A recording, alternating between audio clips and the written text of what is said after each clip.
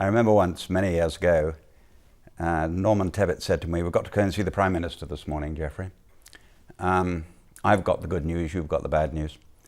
Oh, I said, "What's the good news?" "The good news is there's been a poll showing that she's the most popular person in Great Britain." "What's the bad news?" He said, "Well, the same poll shows she's the most unpopular person in Great Britain." If you're a truly great leader, if you're in the number one rank, in the first division, there will always be people who have passions and feel you did wrongly. But you come around the country with me, there are many more people. You just have to mention her name, and they say, "That was a great era, and she changed this country for the better." You must remember with Margaret Thatcher, one of her great qualities, and it's not a quality in every politician, was there was no snobbery, no side. That didn't interest her at all. She was interested in results, getting things done. That's what interested her. But another of her great qualities was loyalty. Yeah, you're quite right. I had ups and downs in my political career.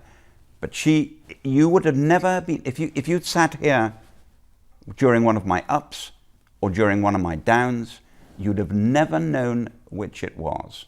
She had this ability to treat you as a friend and treat you as an equal at all times, up or down. She wrote, we have all the letters saying, let's get together. And my first party at Christmas, the press were all jumping up and down in their usual, only interested in sideshows.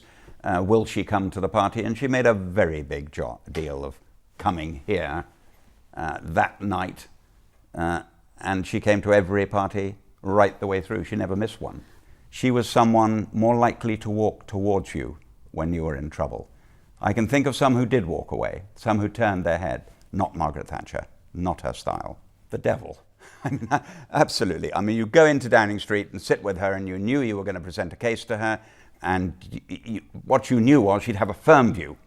And if you were absolutely sure you were right, you had to fight your corner. I'll give an example. She called me in to say, "I'm going to call a general election, and I want the list of what you consider to be the marginal seats." And I handed her the list. And she looked down at it. She said, "Battersea, Geoffrey?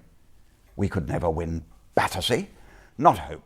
We could never win Battersea. I'd like to leave it on the list, Prime Minister. I'm convinced we can win it." Once you'd plotted it in her head, she then used it as ammunition. For example, 2 days later, she was on television with Robin Day. And Robin Day said, "Well, Prime Minister, we're coming up to a general election. Will there be any surprises?" And she said, "Battersea, Robin. You watch Battersea." And we won it, thank heavens, otherwise. Well, immediate history will be what you will see in the papers in the next few days, the ups and downs, the things they agree with and don't agree with. I haven't much doubt the balance will say she was one of the great prime ministers.